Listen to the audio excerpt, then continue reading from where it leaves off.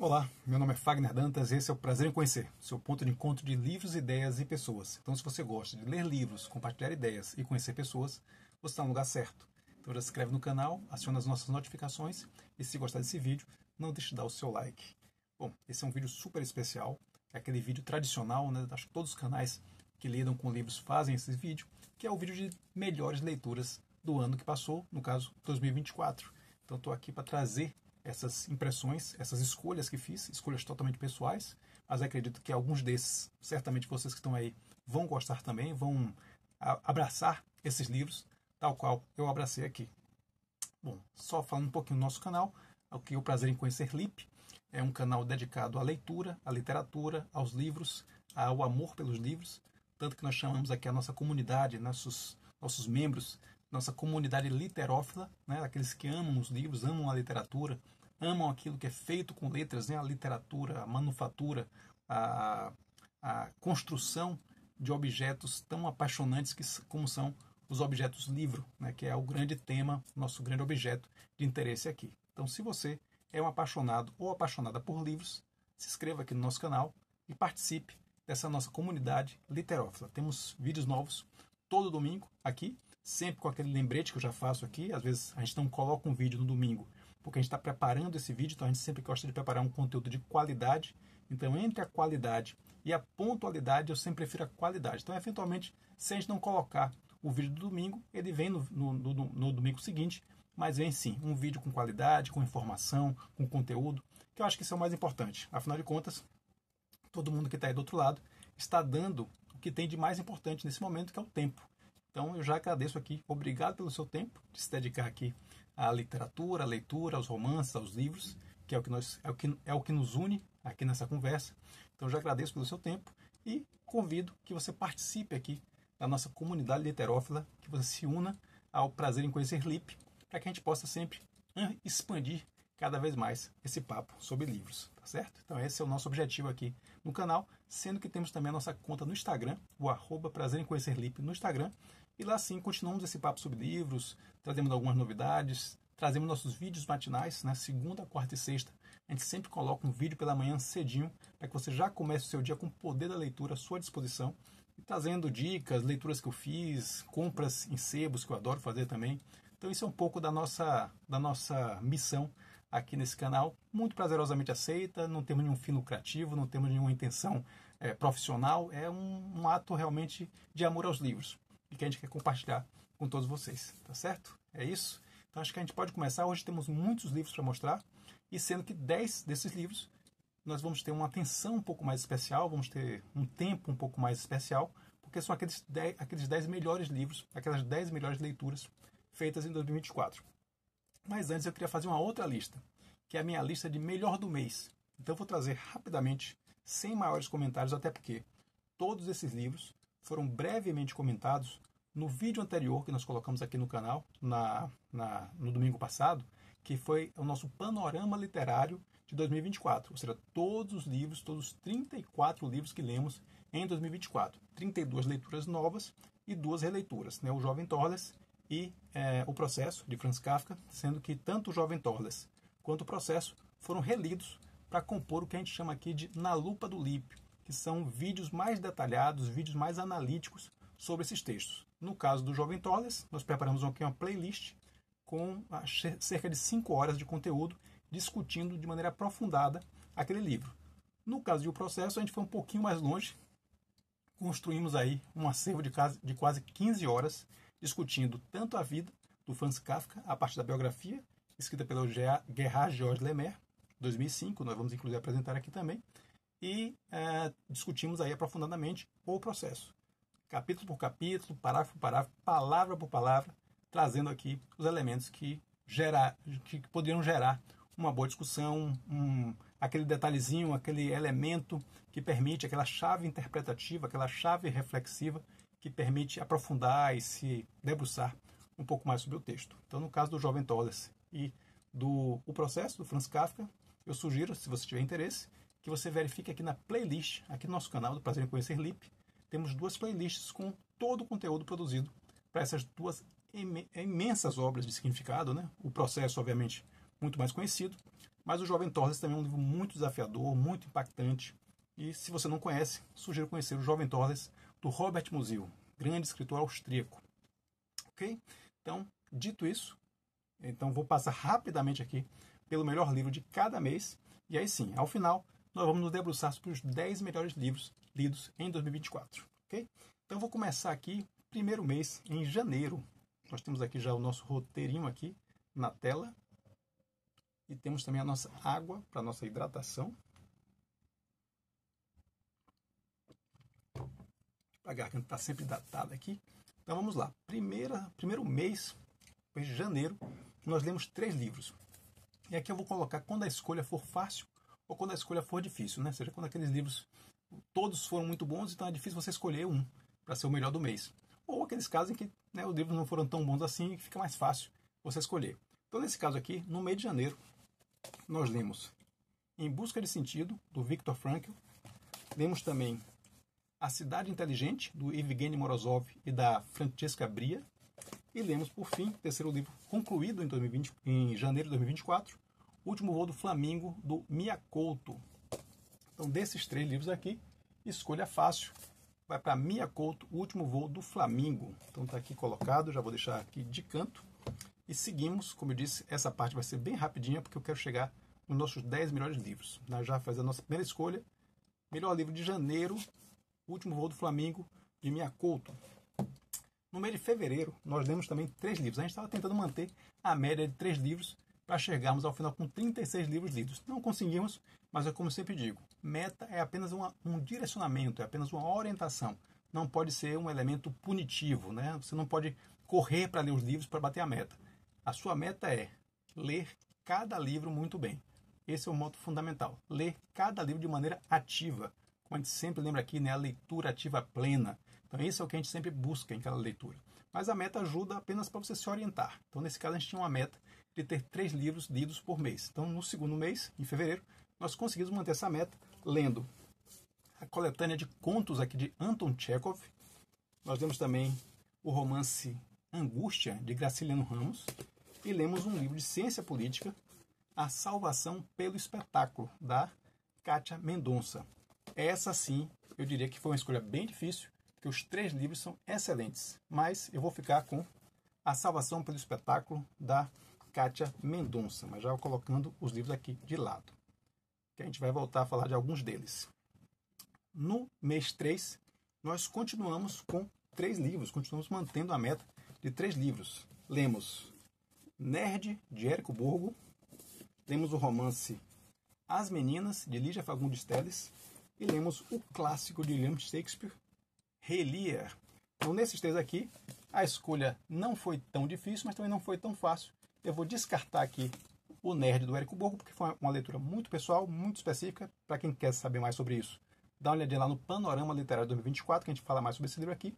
Mas a escolha ficou entre esses 2. E entre esses 2, eu fico com As Meninas, de Lígia Fagundes Telles. Seguindo adiante, no mês de abril, aí nós não conseguimos concluir nenhum dos livros, né? A gente leu, sim, a gente estava lendo durante o mês de abril, mas a gente não concluiu nenhum livro. Então, o mês de abril ficou sem livro concluído. Em compensação, no mês de maio, nós tivemos 6 livros concluídos. Quais foram eles? Trago aqui para vocês. Primeiro livro concluído em maio, 1984, do George Orwell. Segundo livro concluído em maio, A Evolução de Deus, do Robert Wright. Terceiro livro concluído em maio, 10 histórias para tentar entender um mundo caótico, do Jamil Chad e da Ruth Manus. Quarto livro lido em maio, George Orwell, Revolução dos Bichos. Quinto livro, 1, 2, 3, 4. Quinto livro lido em maio, nós temos aqui Admirável Mundo Novo, de Aldous Huxley. E, finalmente, o sexto livro lido em maio, nós lemos outra coletânea de Anton Chekhov, dessa vez A Dama do Cachorrinho e Outras Histórias. Aqui, obviamente, tínhamos uma escolha extremamente difícil para tirar apenas um desses livros fantásticos. Pelo menos 2 ou 3 livros aqui são clássicos absolutos, mas eu tinha que escolher um, então eu escolhi este aqui. A Evolução de Deus, do Robert Wright, foi o melhor livro lido em maio de 2024. Seguimos adiante aqui. Chegando em junho, nós lemos 4 livros. 4 livros aqui que eu vou apresentar a vocês. Primeiro livro lido, ou concluído, melhor dizendo, em maio, foi Charles Bukowski, com seu O Capitão Saiu para o Almoço e os Marinheiros Tomaram Conta do Navio.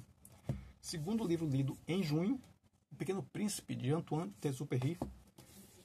Terceiro livro lido em junho, Uma Breve História da Literatura, do John Sutherland. E, finalmente, o quarto livro lido em junho, Sonhos de uma Noite de Verão, do William Shakespeare. Desses 4 aqui, já uma escolha também com algumas boas opções, O Pequeno Príncipe, O Sonhos de uma Noite de Verão, mas eu fico aqui com uma breve História da Literatura, do John Sutherland. Foi o melhor livro lido em junho. Seguindo adiante aqui, vamos para agosto. Agosto nós conseguimos ler 3 livros. Aí voltamos à meta de 3 livros. Foram esses aqui. Nós lemos O Fim da Classe Média, do Christophe Guilly. Lemos O Longo Adeus, do Raymond Chandler. E lemos também A Leitura, do Vincent Jouve. Desses 3 livros, aí também uma escolha fácil. Esses 2 livros mais técnicos, qualquer um deles poderia ser escolhido, mas esse livro aqui é simplesmente espetacular. O Longo Adeus, romance policial, do Raymond Chandler. Seguindo adiante, vamos aí para, já estamos em agosto, vamos para setembro.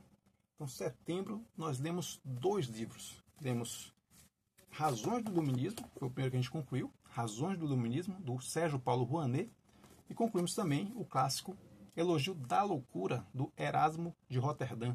Entre esses 2 aqui, eu fico com Razões do Iluminismo, fantástico livro, do Sérgio Paulo Rouanet. E vamos aí para outubro. Outubro nós tivemos 3 livros. 6 Propostas para o Próximo Milênio, do Ítalo Calvino. A Arte de Equilibrar-se sob o Fundo Vazio, do Sérgio Veleda. E a biografia Kafka, do Gerhard George Lemaire. Dos 3 livros, também uma escolha razoavelmente fácil, até porque este livro aqui nos acompanha durante vários meses, enquanto nós estávamos no nosso ciclo Kafka. Como eu comentei aqui, nós produzimos aí 15 horas de material sobre Kafka e sobre o processo, e os 2 primeiros vídeos desse ciclo Kafka, que estão aqui na playlist, são justamente dedicados a essa biografia, que é apresentar essa biografia, que traz, obviamente, os grandes, os pontos fundamentais, as informações mais importantes sobre a vida do Franz Kafka, que foi o nosso companheiro aí durante vários meses. Então, esse livro aqui se destacou entre os demais. Seguindo adiante, vamos para novembro. Novembro foi uma escolha dificílima, porque lemos 3 livros muito, muito interessantes. Lemos Hibisco Roxo, da Chimamanda Ngozi Adichie. Lemos Paris é uma Festa, do Ernest Hemingway.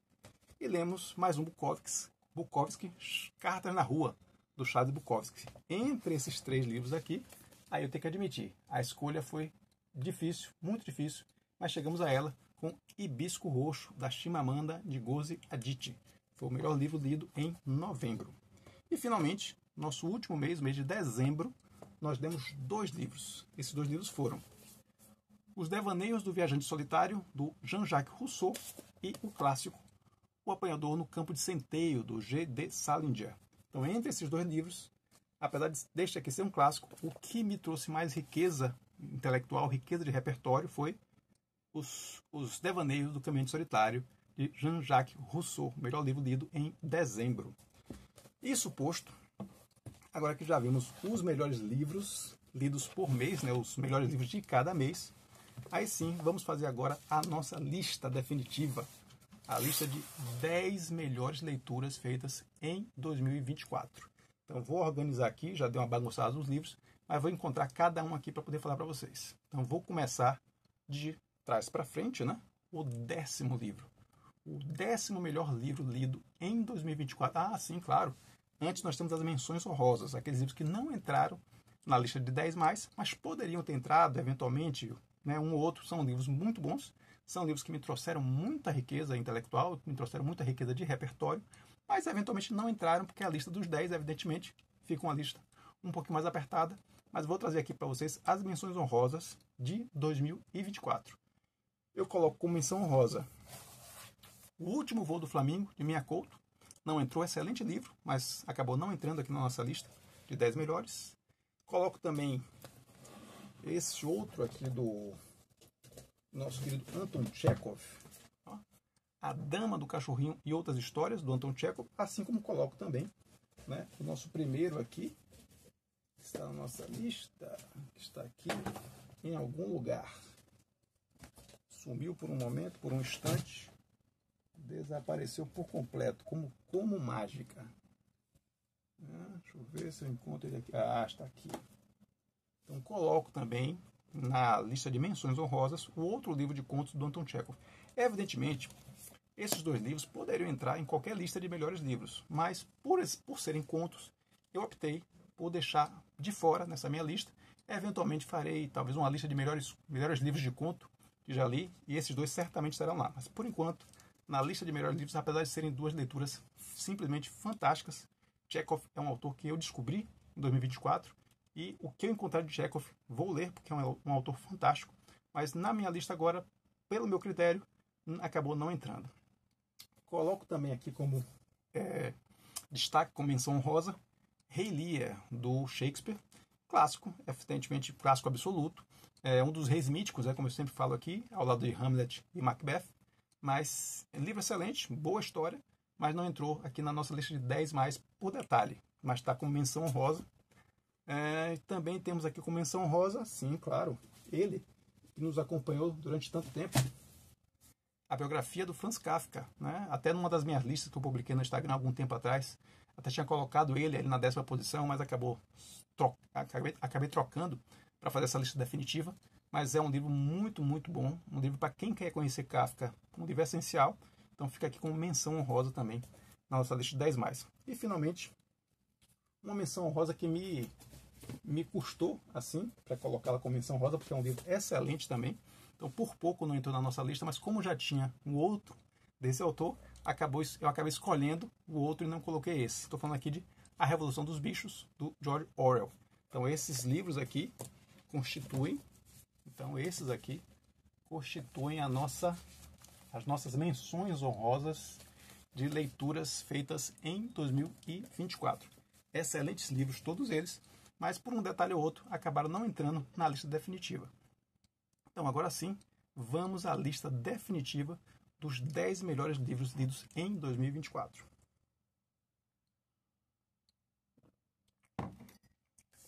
Vou começar com aquele que ficou na dúvida ali se entraria ou não, acabou entrando.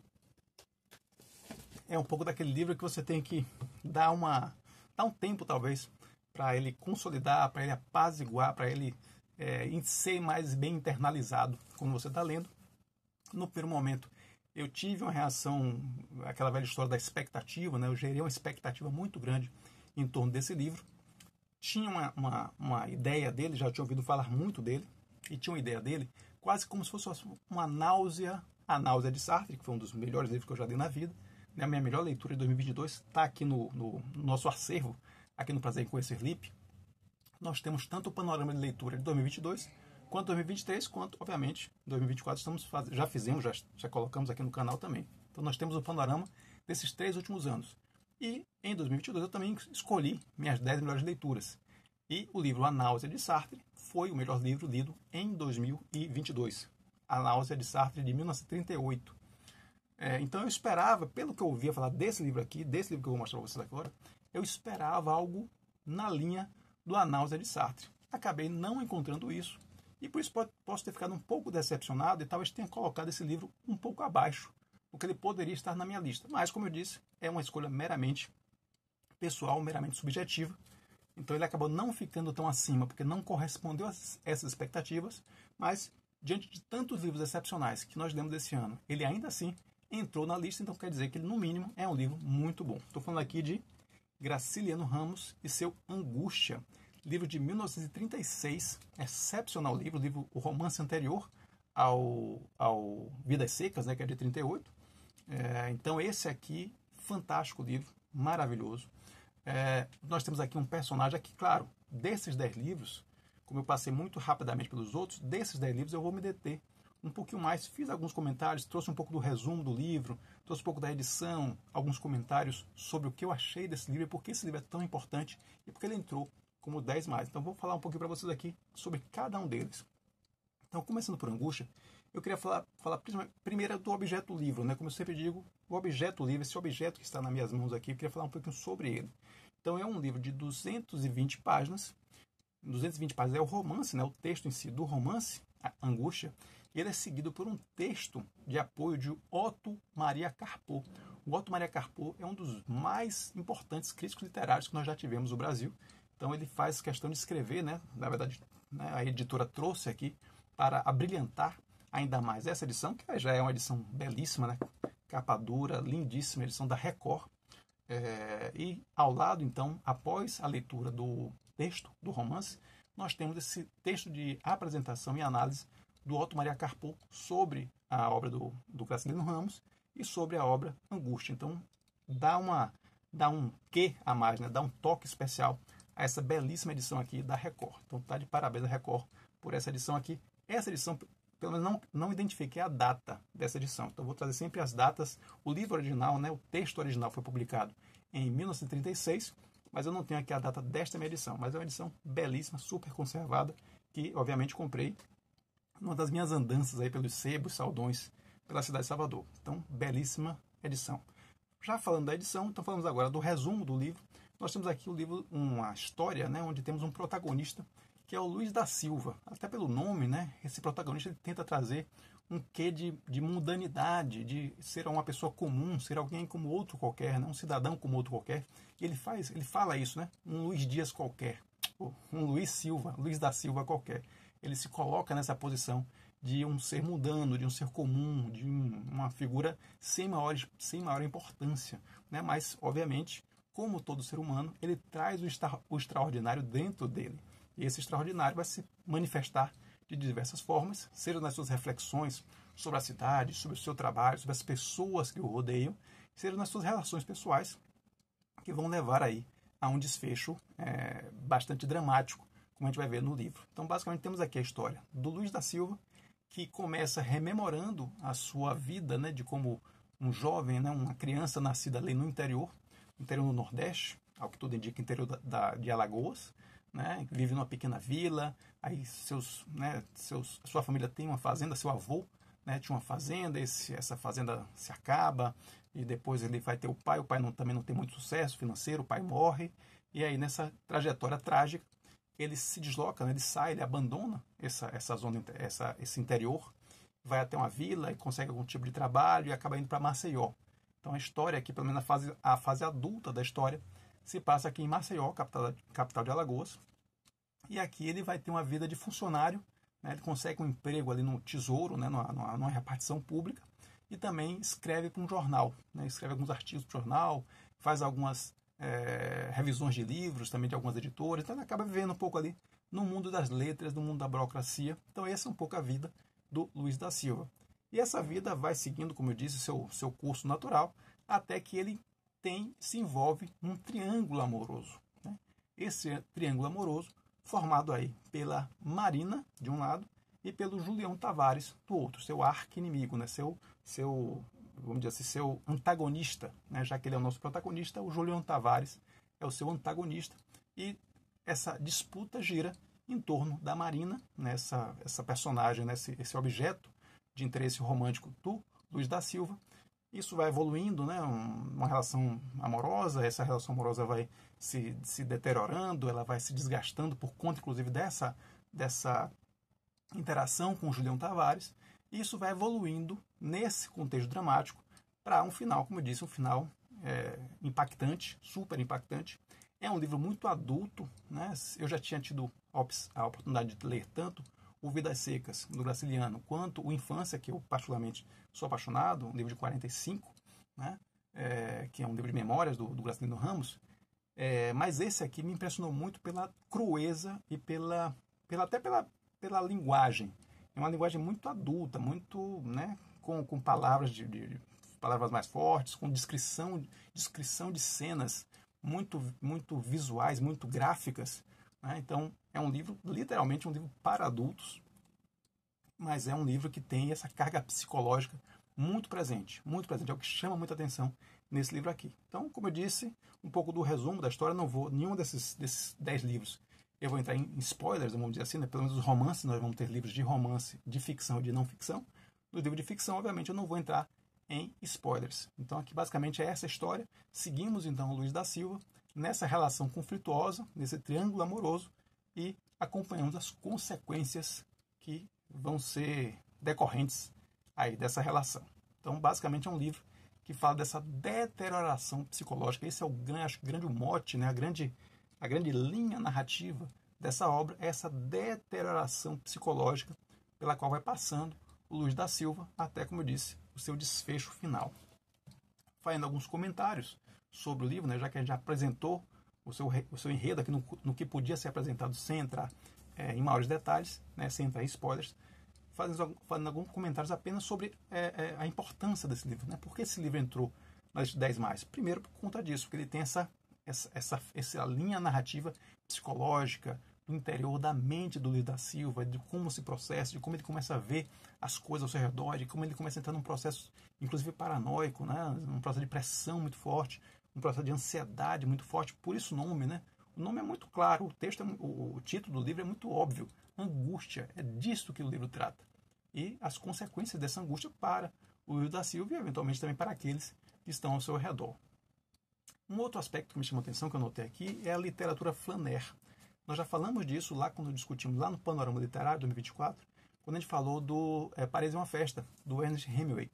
A literatura flaner é aquela literatura que se esmera muito na geografia da ambiência, das ruas, dos bares, das praças. Ou seja, tem uma urbanidade, ali tem uma característica de localização muito forte. Então a gente, né, obviamente como urbanista e como flaner, é uma coisa que eu gosto muito de fazer aqui em Salvador, que é essa flanerie, né, que é você andar pelas ruas da cidade, você andar um pouco a esmo, né, e descobrindo as coisas da cidade à medida que você vai andando. Então, como é uma coisa que eu gosto de fazer, eu gosto muito de identificar essa geografia, essa urbanidade, essa topografia literária. Então, eu chamo isso de literatura flaner, e aqui temos um caso clássico de literatura flaner, porque o Graciliano Ramos fala muito das ruas de Maceió, das praças, dos bares, então isso dá um tom muito característico ao romance, e no meu caso é um tom que me agrada muito. Outro aspecto importante é a carga dramática, né? O livro, o romance realmente ele é de um peso dramático muito forte, as ações que acontecem aqui, as consequências, as situações em que as pessoas são levadas a se colocar, são situações muito fortes, não são conflitos éticos muito fortes. Então isso também é um elemento que chamou muita atenção aqui nessa leitura. Então eu digo que o Graciliano vai apertando o Luiz da Silva, né, com mão de ferro, expulsando a sua lucidez e deixando apenas o instinto, né, dele nesse livro até o final. Né? No final temos apenas o Luiz da Silva reduzido aí a sua essência mais animal, vamos dizer assim. Então esse é um pouco também dos elementos que tornam esse romance tão interessante. Então, um excelente romance, mas como eu disse, esperava uma náusea nordestino, né, comparando com a náusea do Sartre, não foi, talvez por isso não tenha chegado numa posição mais elevada aqui na nossa lista, mas excelente romance, vale muito a pena. Se você tiver a oportunidade de ler Angústia, de Graciliano Ramos, não pense duas vezes. Segundo, né, o nosso nono lugar, né, de trás para frente, então 10º livro, nossa nona melhor leitura feita em 2024. Temos aqui, deixa eu encontrar ele, pronto, já encontrei ele aqui na nossa baguncinha. Temos aqui um livro clássico, né, indiscutivelmente, esse aqui é um clássico da literatura mundial, é um livro que inaugura, né, pelo menos dos grandes sucessos. Claro que nós sabemos que tem livros que têm essa mesma temática anteriores, mas esse aqui eu diria que é o primeiro grande sucesso dentro desse gênero específico, dentro do que podemos colocar como ficção científica, e dentro da ficção científica há as distopias, né? Aquele mundo que a primeiro momento a tecnologia transforma num mundo ideal, mas que na verdade esconde muitos e muitos percalços, muitos e muitos problemas dentro daquela idealização. Então essas são as famosas distopias. E aqui temos, obviamente, a distopia clássica, a primeira que inicia o que eu chamo de trilogia distópica clássica, que é formada por este aqui, 1984 e Fahrenheit 451. Obviamente estou falando aqui de Admirável Mundo Novo, do Aldous Huxley, um livro, como eu disse, anterior aos outros dois que eu mencionei. É um livro de 1932, né? Então aqui nós temos, falando primeiro desse objeto livro, que nós temos em mãos aqui, essa edição que eu tenho em mãos, é uma edição cujo romance tem 208 páginas, antecedido por um prefácio do próprio autor. O próprio Aldous Huxley escreve um prefácio aqui em 1946, ou seja, 14 anos após a publicação original do livro.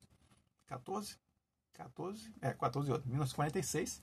Então, 14 anos depois da publicação original, ele escreve um prefácio. Então, isso é muito interessante, porque justamente é ele olhando para trás, olhando para um livro que já tinha o seu lugar na história.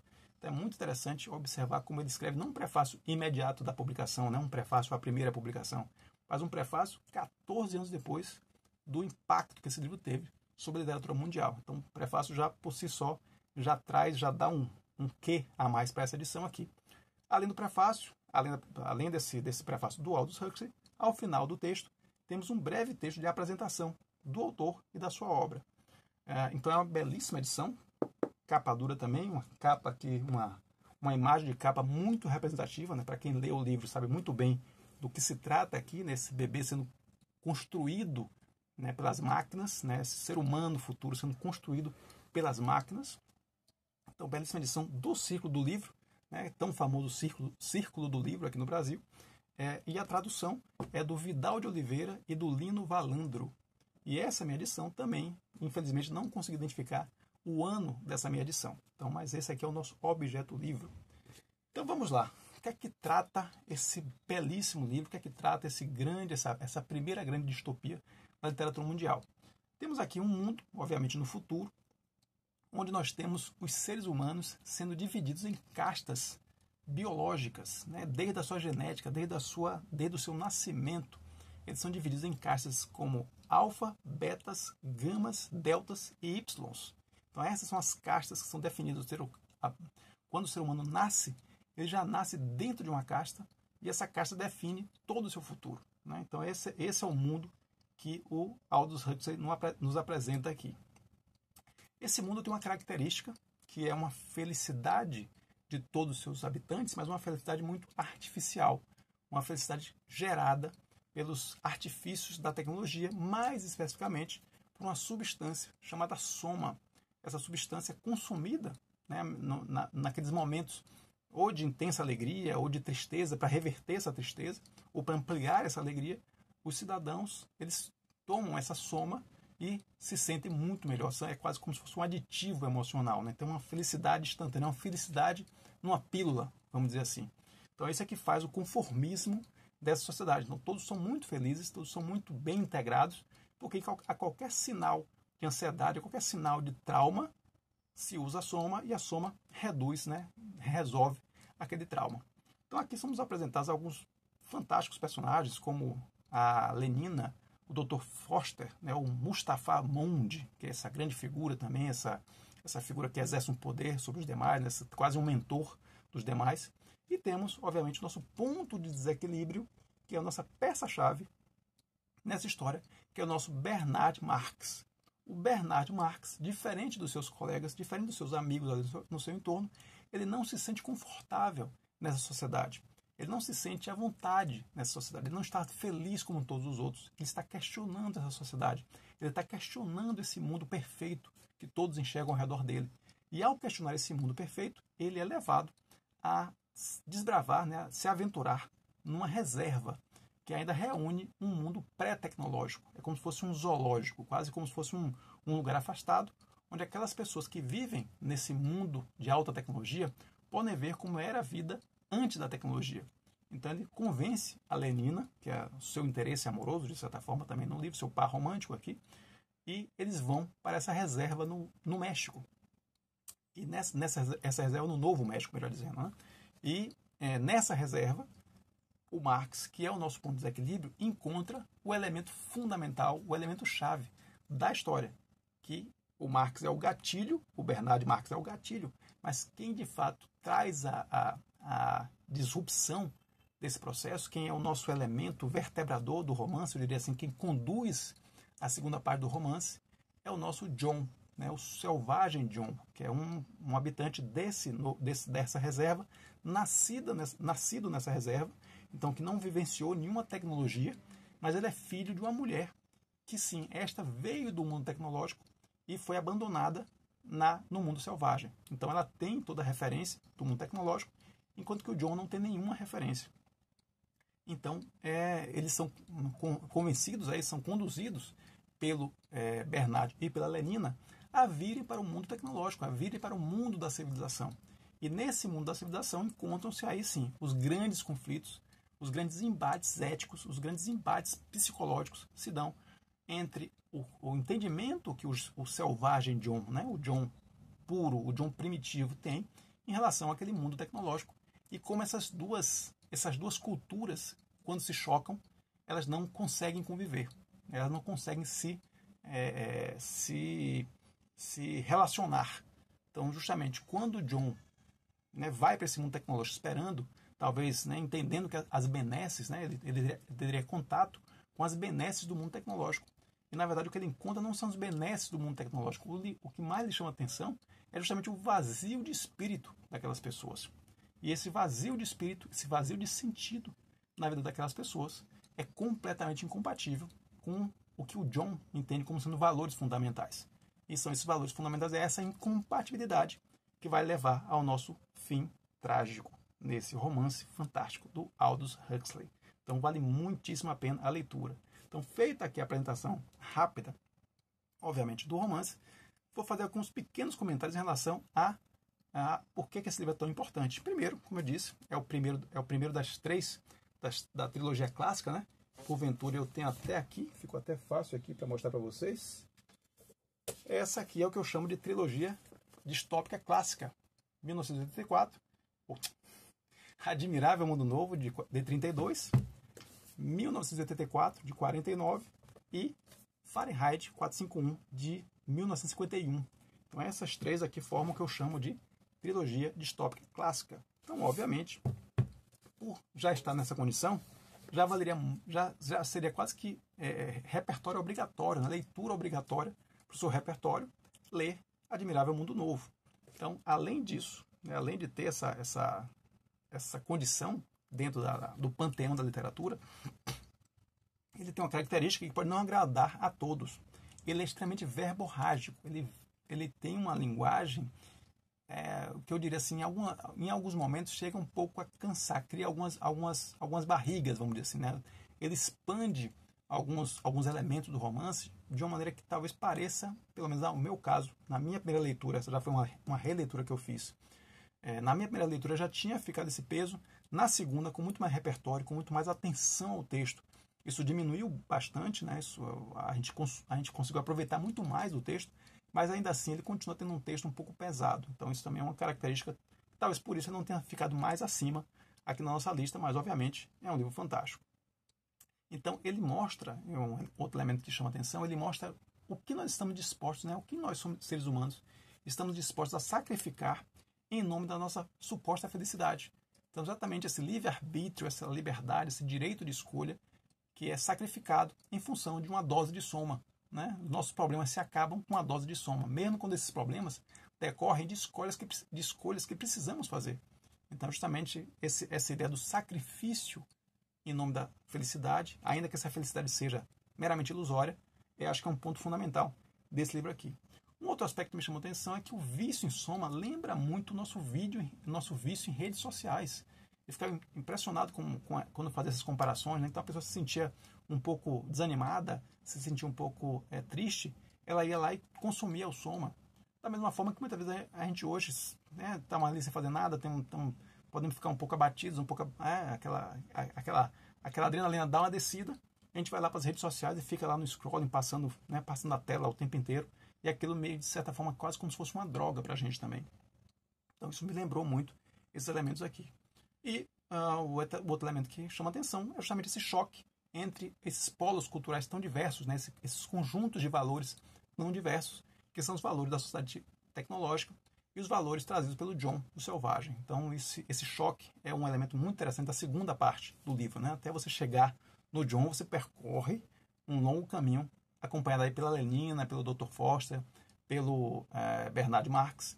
Então tem uma primeira parte da história, e a segunda, então, aí sim, conduzida pelo John, e com esse final apoteótico, como ele vai chegar aqui, um final extremamente dramático, extremamente trágico, mas muito, muito bem construído pelo Aldous Huxley. E, finalmente, um detalhe apenas para aqueles que são amantes de livros. É muito interessante que a gente vê aqui que o selvagem, o John, ele cita muito Shakespeare, porque na Terra Primitiva ele teve contato com um livro, e nesse livro ele usou esse livro como referência o tempo inteiro. E esse livro é justamente uma coletânea de textos de Shakespeare. Então é muito interessante quando a gente observa aqui as citações, as diversas citações que o selvagem John faz dos textos de Shakespeare. Então, para quem ama a literatura, é um detalhezinho, mas um detalhezinho muito apaixonante desse livraço aqui, a nossa nona melhor leitura, feita em 2024, Aldous Huxley, Admirável Mundo Novo, de 1932. Então, seguindo adiante aqui para o nosso 8º melhor livro de 2024. Vamos aí para outra distopia clássica, né? Falei aqui, li as duas nesse ano. Na verdade, li esta aqui primeiro, para depois, por interesse, por já ter o livro Admirável Mundo Novo. Quando eu tive a oportunidade de ler esta aqui, de imediato fui ler o Admirável Mundo Novo. Tanto é que nós concluímos ali no mesmo mês, né?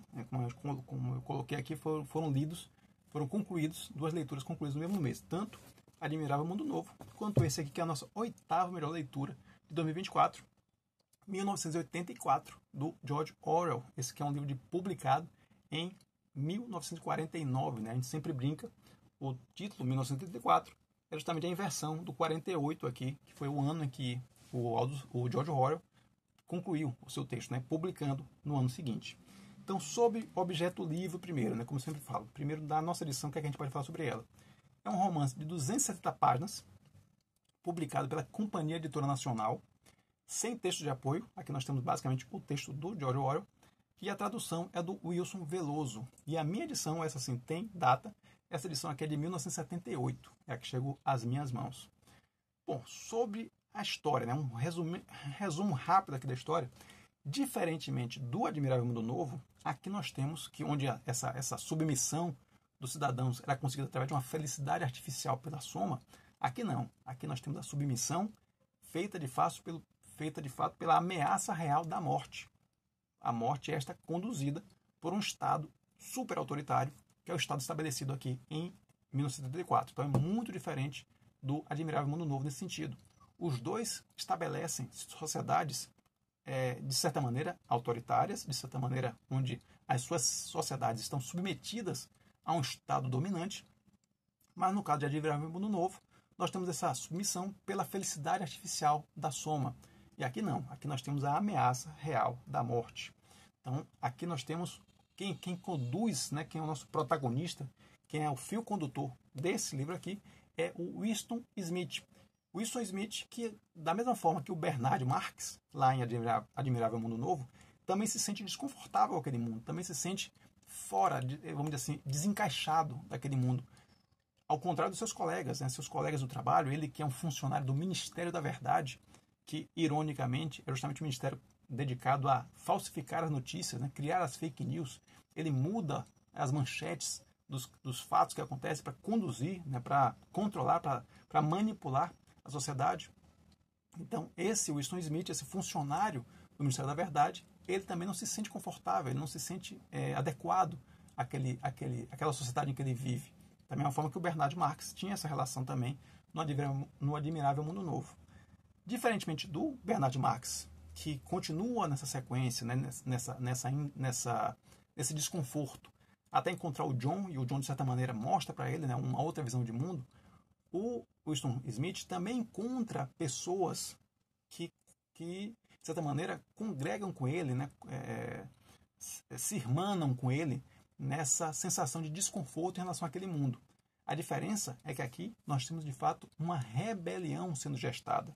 Nós temos um grupo, aqui nós temos ou pelo menos parece existir, né? Tudo aqui é muito manipulado, tudo aqui é muito cheio de várias camadas, né? Então a gente tem que ter muito cuidado com esse texto, é um texto muito ardiloso, né? Como o próprio autor quis construir, né? Um texto que vai lhe puxando para alguns lados, que vai lhe levando para algumas ideias, até pela própria ideia da fake news, né?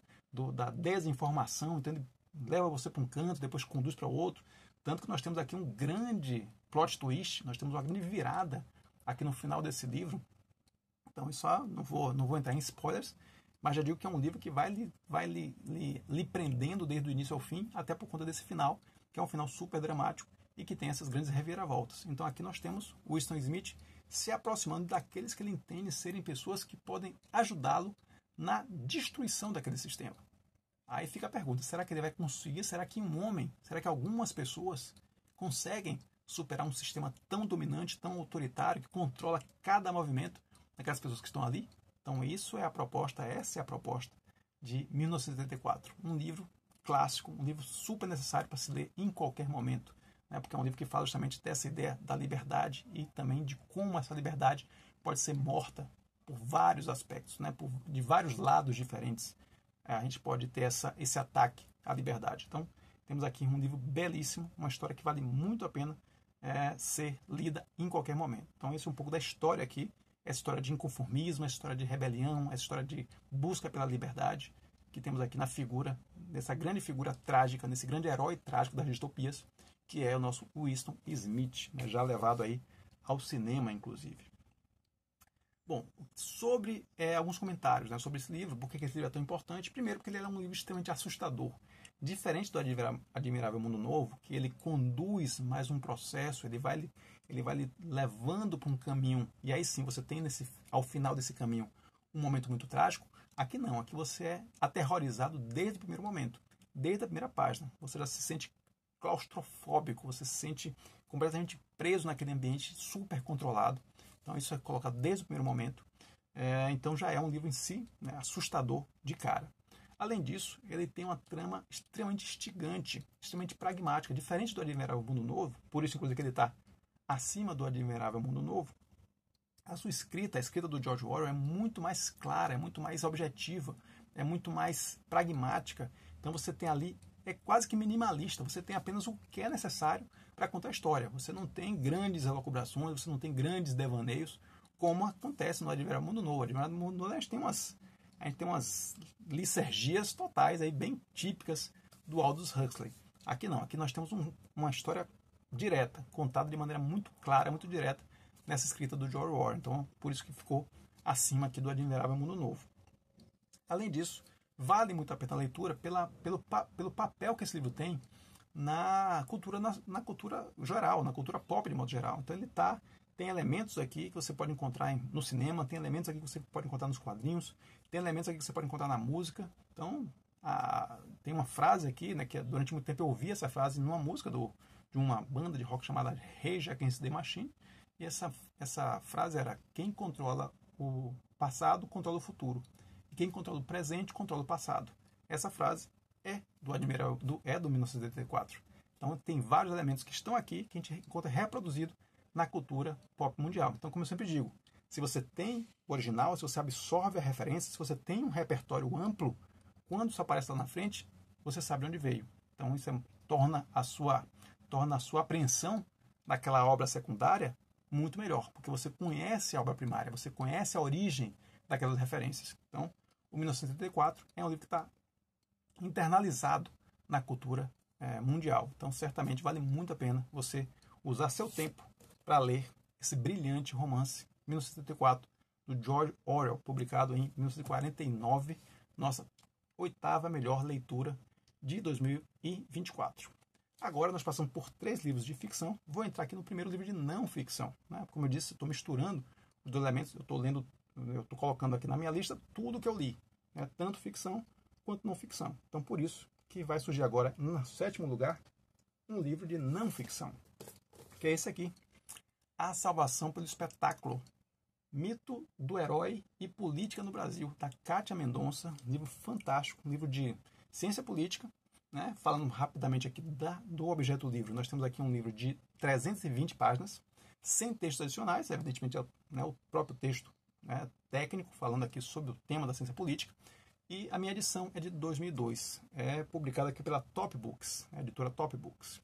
Então, essa é basicamente a tese de doutorado da autora, que foi definida na USP, né? Ele trata do peso simbólico dentro da política, né? É um estudo de semântica, é um estudo de simbologia, né? Um estudo de como as imagens, como os mitos são construídos e aproveitados dentro da política. E ela usa como exemplo o Fernando Collor de Mello, né? A eleição de Fernando Collor de Mello, primeiro presidente eleito após a ditadura militar.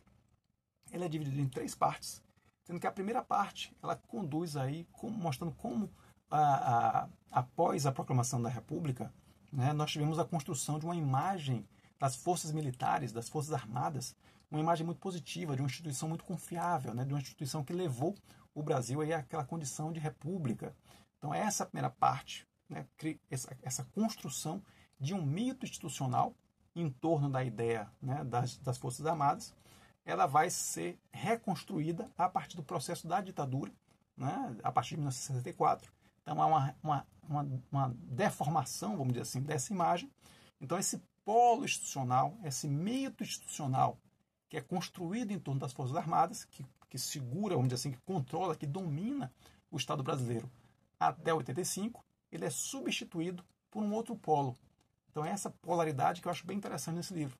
Ela diz que existe, na nossa história política, uma polaridade institucional, no caso, o STF, as Forças Armadas, o próprio governo, né, como um todo, federal, e existe uma polaridade individual, onde você tem a ideia do salvador da pátria.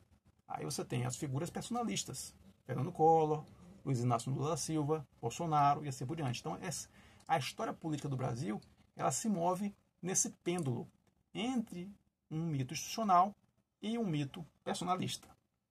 É isso que ela mostra, então, nessa primeira parte, a construção desse mito institucional em torno das Forças Armadas, e na segunda parte ela vai se concentrar nesse balanço do pêndulo que leva o Brasil, em 1989, a eleger o Fernando Collor de Mello, né? Então a gente tem na segunda parte totalmente dedicada aqui à figura do Collor e como o Collor construiu a sua imagem também, como ele foi o primeiro político, o primeiro presidente midiático, e como ele conseguiu construir imagens em torno dele, né? As famosas camisetas que ele usava para mandar mensagens diretas aos seus leitores, né? O Collor sempre saía correndo, né, fazendo Cooper com aquelas camisetas que traziam frases, e essas frases eram mensagens diretas para o seu público. Então, né, essa segunda parte é dedicada a toda a construção de rituais e todo o uso da linguagem feita pelo Fernando Collor de Mello.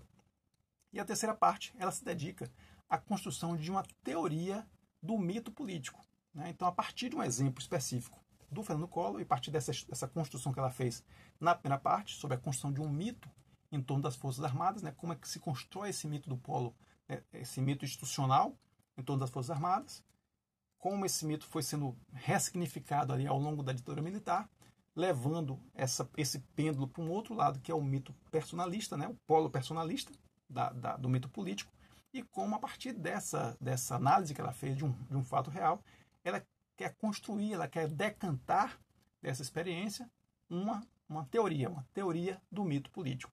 E para isso, ela vai utilizar tanto os autores clássicos, né, da filosofia, aí eu menciono Platão, Aristóteles, Maquiavel, passando por Marx, por Weber, e chegando aos nossos dias com Adorno, com Baudrillard, com a Hannah Arendt. Então ela faz ela elenca, né, ela convoca para a construção dessa sua teoria do mito político todos esses autores, que são autores que eu diria assim mais clássicos, mas ela faz um adendo muito interessante. E é isso que me trouxe, é isso que me chamou a atenção nesse livro, é por isso que esse livro está aqui na minha lista de 10+. Porque ela convoca também, ao lado desses autores clássicos, ela convoca autores dedicados ao estudo do mito, da mitologia. Em particular, o Mircea Eliade, né, um grande pesquisador, Mircea Eliade, o Joseph Campbell, também super conhecido, estudioso dos mitos, né, o Herói de Mil Faces, né, tem vários livros clássicos sobre a história da mitologia, e também outra figura fundamental, que é o Carl Jung, que também estuda muitos mitos. Então achei muito interessante essa combinação que a autora faz entre autores mais clássicos da filosofia, da política, com autores que trabalham a ideia de mito, de mitologia, e essa junção para construir justamente a sua teoria do mito político. Então, brilhantemente conduzido aqui pela autora Kátia Mendonça. É um livro impressionante, lançado em 2002 e reverbera muito o cotidiano dos nossos dias. Então isso me chamou também muita atenção. Ele destaca, né, elementos que ainda são muito fortes para a gente aqui, como mediatização, desinformação e manipulação. Então ela já aponta isso lá em 2002, e obviamente em 2024, nenhum desses 3 elementos saiu do radar, muito pelo contrário. eles se tornaram cada vez mais importantes na discussão pública, né? na construção dos nossos caminhos aí de políticas públicas, de escolhas públicas que viemos fazendo. Então, mediatização, desinformação e manipulação apenas se intensificaram. E hoje, ainda mais, com esses elementos novos, como redes sociais e inteligência artificial. A ideia é que cada vez mais a gente esteja exposto a elementos que levaram, na época, à condução da vitória do Fernando Collor de Mello. Então, esses mesmos elementos continuam firmes, continuam fortes, continuam presentes na nossa vida pública hoje e cada vez de maneira mais intensa. Interessante que inúmeras passagens aqui desse livro, quando ela se referia à construção da imagem tanto do governo militar quanto do Fernando Collor de Mello, eu fiz algumas associações com a própria época do governo Bolsonaro também, que havia essa situação, esse uso da imagem, aquela comunicação direta que o Bolsonaro fazia com relação àquelas lives que ele fazia. Então, essa ideia da comunicação direta, não passar pela mídia, né, construir a sua própria imagem, é muito interessante a gente observar em 2002, que a autora já comentava sobre isso, né, elementos que estão presentes também hoje. E um outro elemento fantástico, aí, novamente, para quem gosta de literatura, me chamou muita atenção, sendo um livro técnico, sendo um livro de ciência política, ela faz muitas citações de literatura. Muitas vezes ela usa a literatura para fazer analogias, para fazer metáforas com as situações da política. Então, por exemplo, ela cita muito Policarpo Quaresma, cita muito Milan Kundera, da Insustentável Leveza do Ser, cita muito William Shakespeare. Então, para nós que gostamos de ler, é muito prazeroso quando a gente está num texto de não ficção, mas que usa de maneira tão brilhante as grandes obras da ficção, né? Então é muito interessante, também deu outro brilho aqui a esse livraço, e por isso que ele está aqui na nossa 7ª posição. Seguindo adiante aí, estamos chegando agora num grande romance, belíssimo romance, aqui na nossa sexto melhor livro, lido em 2024. Temos aqui As Meninas, de Lígia Fagundes Telles. Fantástico, não conhecia a Lígia Fagundes Telles, também foi uma autora que eu conheci em 2024, e já cheguei a ela com essa obra fantástica, né? Então, falando novamente do objeto do livro, temos aqui um romance de 266 páginas, publicado com uma edição super caprichada, essa belíssima capa aqui, da Companhia das Letras, né? A publicação da Companhia das Letras, com vários textos adicionais, muito legal, vários textos de apoio para essa edição aqui. E eu destaco aqui particularmente o texto do Cristóvão Tesa, né? Esse grande escritor, tem um texto belíssimo aqui sobre o livro As Meninas, que você tem tudo isso depois do texto, né? Então você lê todo o romance, absorve o romance, e aí sim você tem acesso aos textos adicionais, e particularmente esse do Cristóvão Tesa é belíssimo, vale muito a pena. Essa edição minha aqui é de 2009, então essa edição é de 2009, sendo que o romance original é de 1973, a publicação original dele aqui. Então, sobre o romance, o que a gente pode falar rapidamente, se não é um resumo? Aqui nós temos um Brasil vivendo a ditadura, um Brasil na época da ditadura militar, e esse mundo sendo observado a partir de 3 perspectivas. 3 garotas, 3 meninas, justamente as meninas de Lígia Fagundes Telles, são justamente as 3 meninas. A sonhadora Lorena, eu diria assim, confusa Ana Clara, e a militante rebelde Lia. Então, esses são os 3 polos, são as 3 vozes narrativas desse romance, que inclusive se revezam, né, numa técnica narrativa muito interessante, porque eles vão se alternando. Então, você começa lendo a visão, né, uma visão em primeira pessoa da Lorena, aí você passa para o segundo capítulo sem nenhum aviso, você já começa a ler, mas quem está falando aqui ainda é a Lorena, e você percebe que já não é mais a Lorena, é a Ana Clara. Depois, no próximo, já não é mais a Ana Clara, é a Lia, e assim você vai tendo essa troca de vozes narrativas, o que é um elemento muito interessante, ele deixa muito engajado na leitura, porque você acaba tendo que perceber as nuances de cada uma, como cada uma pensa, como cada uma fala, para perceber quem é que está falando naqueles diversos momentos ali do livro. Então, é um aspecto muito interessante também do livro. Então, como eu disse, nós temos essa visão desse mundo, né, um Brasil num momento muito delicado, num momento muito complexo, visto a partir dessas 3 visões, e como essas visões acabam se entrelaçando, de algum modo, até chegar num final, que é bastante trágico, bastante duro, né? Inclusive não só pelo que acontece, mas pela maneira como as pessoas envolvidas nessa situação final, como elas lidam com essa situação, né? Então é um livro muito, muito especial, um livro que não é óbvio, né? Não é aquele livro que você mata a charada nas primeiras 10 páginas. Você precisa realmente ler, você precisa mergulhar nesse livro, você precisa se engajar nessa leitura para, de fato, aproveitar, né, tudo que ela tem de bom para oferecer. Mas é um livro fantástico, vale muitíssimo a pena a leitura, por isso ficou aqui no nosso sexto lugar de melhor livro lido em 2024. Alguns breves comentários aqui com relação ao livro. Ele tem temas muito fortes, né? Então ele trabalha a ideia do sexo, da tortura, da morte, da violência na ditadura militar.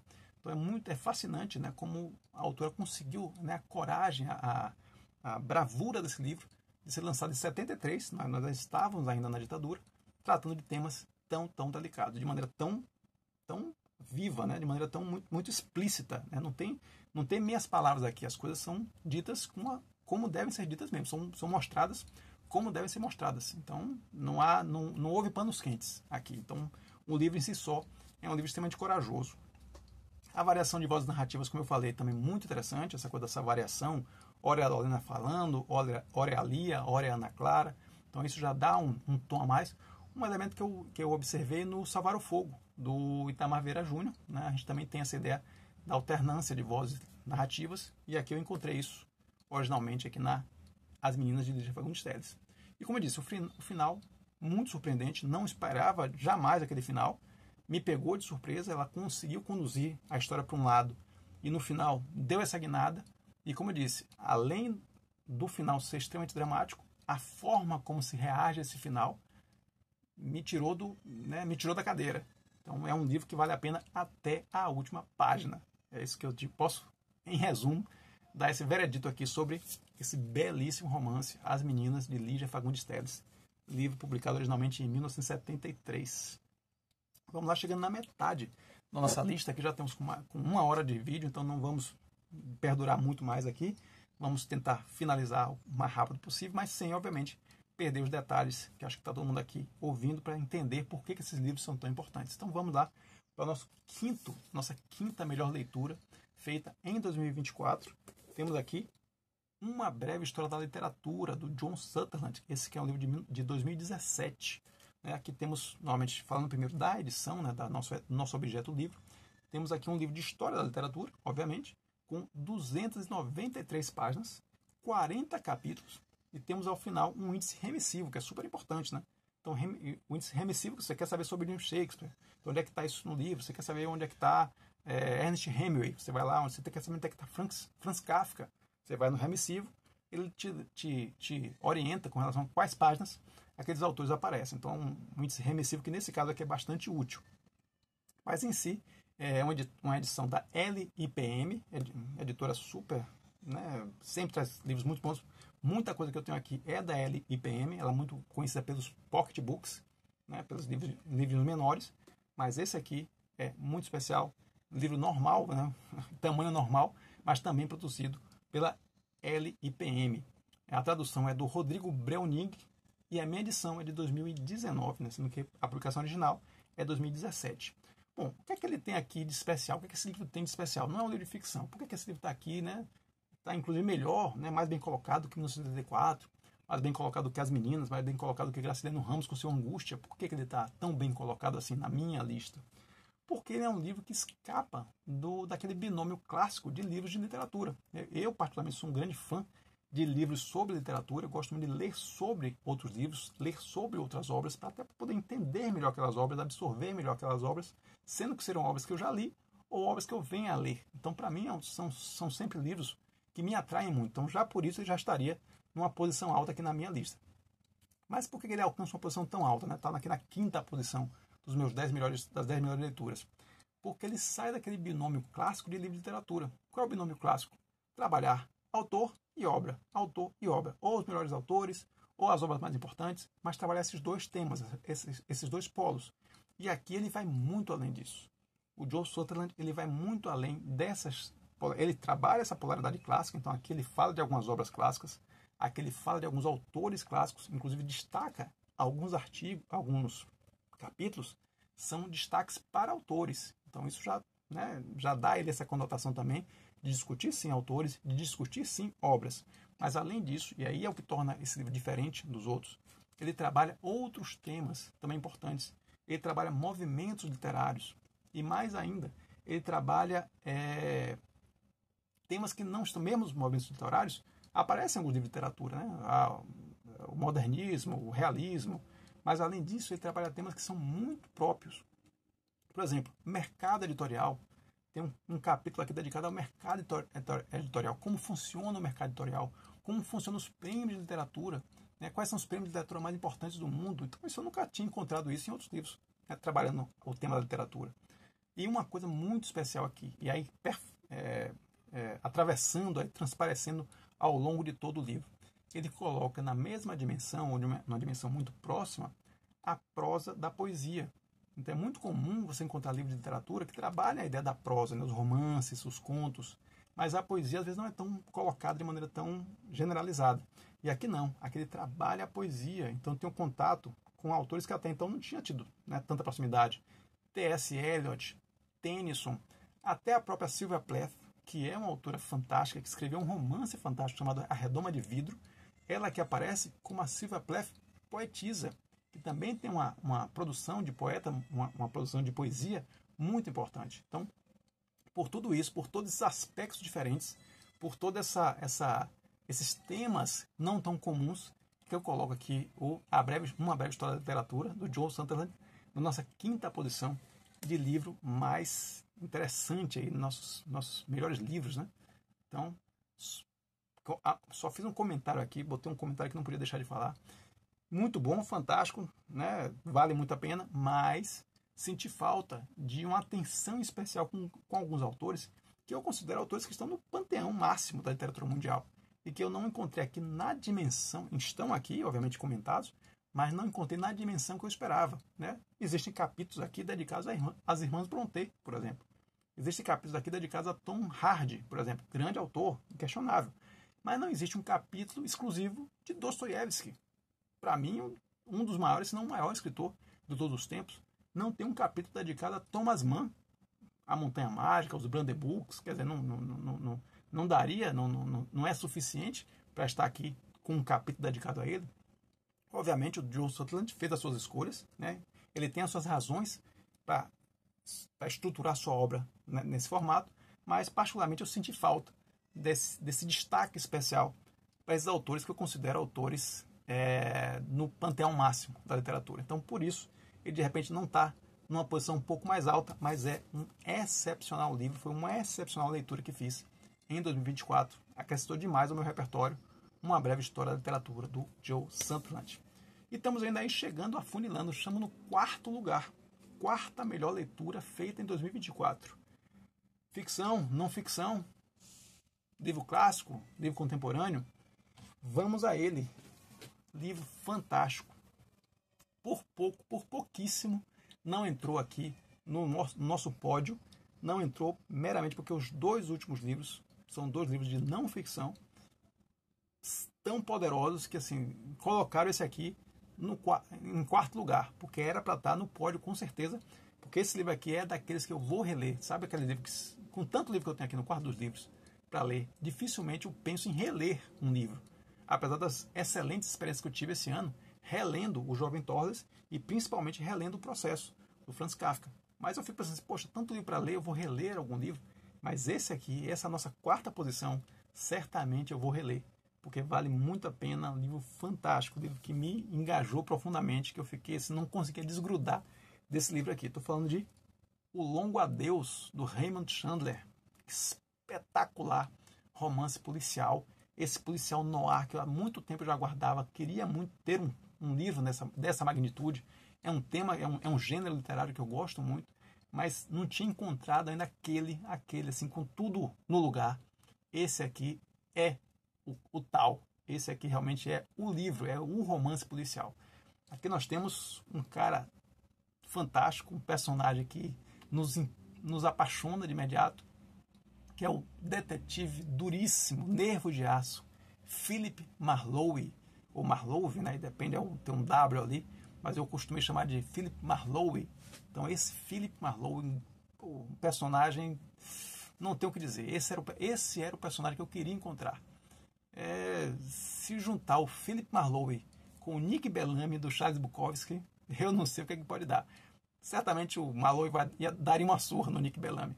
Então Marlowe é um detetive, né, nervo de aço, um cara durão, um cara que disposto a tudo para realizar, né, um senso ético muito muito próprio, né? Não impede de cometer alguns deslizes, aí, pegar alguns atalhos para resolver seus casos, faz um senso ético, uma lealdade muito firme. E é justamente essa lealdade aqui, já entrando um pouquinho, né, antes de falar do resumo, antes de falar dessa lealdade, só dando um breve relato aqui sobre o objeto do livro, né, como a gente sempre gosta de fazer.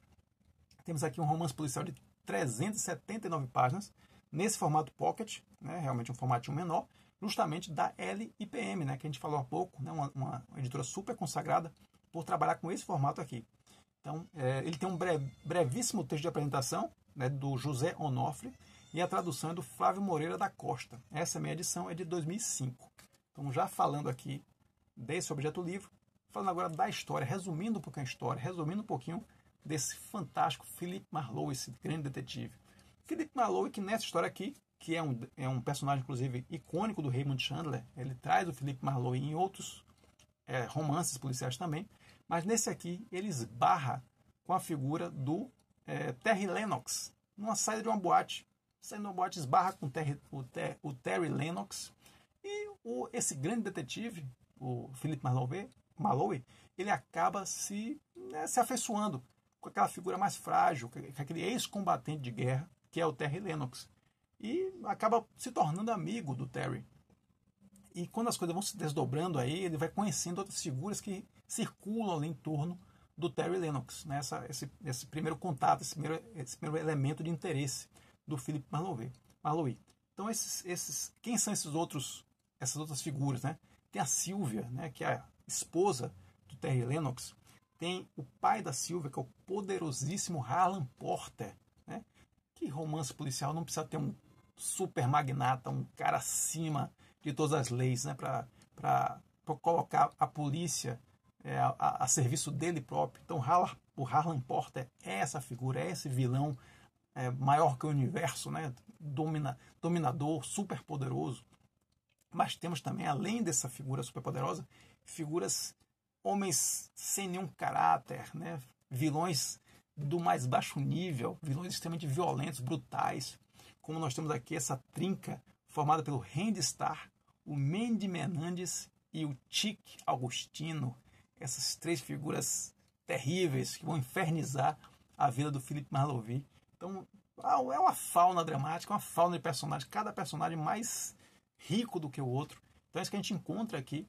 E nessas andanças, nessa relação do Terry Lennox com o Philip Marlowe, ele acaba se envolvendo com alguns casos, né? Então ele é um detetive que recebe alguns casos para investigar, encontrar algumas pessoas desaparecidas, e esses casos vão se embreando, vão se misturando, até que algumas mortes, alguns assassinatos vão criar um verdadeiro caos, uma espiral de caos, onde no centro dessa espiral de caos está o nosso Philip Marlowe, capaz de tudo para encontrar, para botar as coisas em pratos limpos. Então é isso que nós temos aqui, um romance fantástico, um longo romance, mas que você não consegue desgrudar. Esse é aquele livro que você, de fato, não consegue desgrudar. Seja pela personalidade do Philip Marlowe, né, essa personagem que lhe encanta de imediato, né, um cara que tem sempre uma resposta na ponta da língua, um cara que está sempre um passo adiante dos outros, é o cara mais inteligente na sala, né?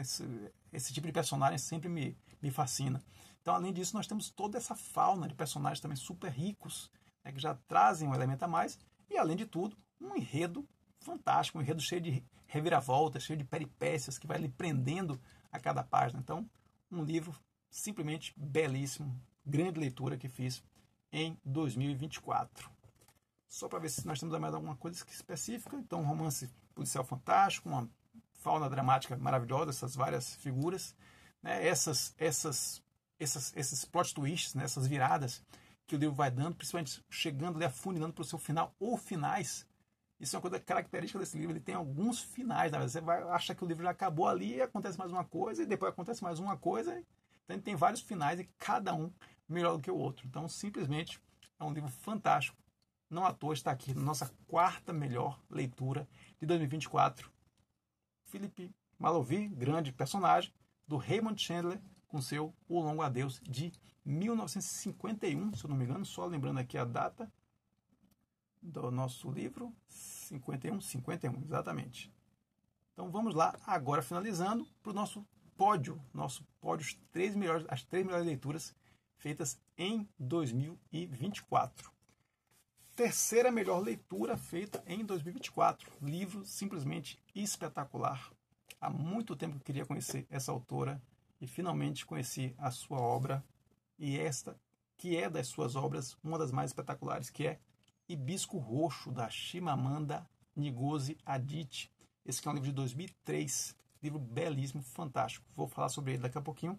Falando primeiro sobre o objeto do livro, nós temos aqui um romance de 313 páginas, seguida de uma folha de agradecimento, sem textos adicionais.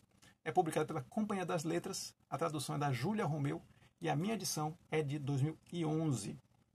Então o que é que nós temos aqui? Nós temos a nossa grande protagonista, nosso fio condutor narrativo, que é a Cambile. Eu sempre... A Cambile, né? Tem uma pegadinha com o nome dela, que inclusive é explicado aqui no meio do livro. Então vou chamar de Cambile aqui, mas sei que talvez não seja a pronúncia correta. A Cambile, que é uma jovem, uma adolescente, seus 13, 14 anos, na Nigéria, que vive ali com sua família, né? Que vai se descobrindo na sua formação, na construção da sua identidade, e vai tendo que se libertar de algumas amarras ali da sua própria família, do seu próprio contexto social, do seu próprio contexto político. Aqui nós temos um contexto político bastante tumultuado, né? Vivemos aqui uma época de um golpe de Estado que acontece na Nigéria. Isso traz um impacto tremendo para a família da Cambile, né? Formada pelo seu pai, o Eugene, né? Um pai que tem todas as suas questões também, tem toda a sua relação de negar o tradicional, negar a sua relação com a tribo, né? Estamos falando da Nigéria, onde o elemento tribal é muito forte. Temos a sua esposa, né? A mãe da Cambile, que é a Beatriz. Temos o seu irmão, o Jaja, né? Um irmão super importante, um elemento também de questionamento, de um certo tumulto, né? Naquela paz, uma paz construída de maneira muito artificial dentro daquela família. Então o Jaja é o elemento que faz a disrupção, né? Dentro daquela paz, e levando consigo a sua irmã menor, que é a Cambile, que o vê também, né? Como uma certa referência, um certo modelo. Então todos os conflitos vivenciados pelo Jaja se refletem, né? se reverberam de maneira muito intensa na Cambile. Então, além desses personagens, nós temos também outros personagens importantes, como a tia Infoma, né? Para onde ela para a casa dessa tia que ela é levada, no momento ali onde a questão daquela crise política, seu pai é uma pessoa, é um industrial, né? Uma pessoa muito rica, uma pessoa de excelente condição financeira, também dono de um jornal. Esse jornal se contrapõe ao governo, né? O governo ditatorial que toma o poder na Nigéria. Então isso vai trazer uma série de consequências para a família da Cambile. E de certa maneira nós temos aí vários contrastes.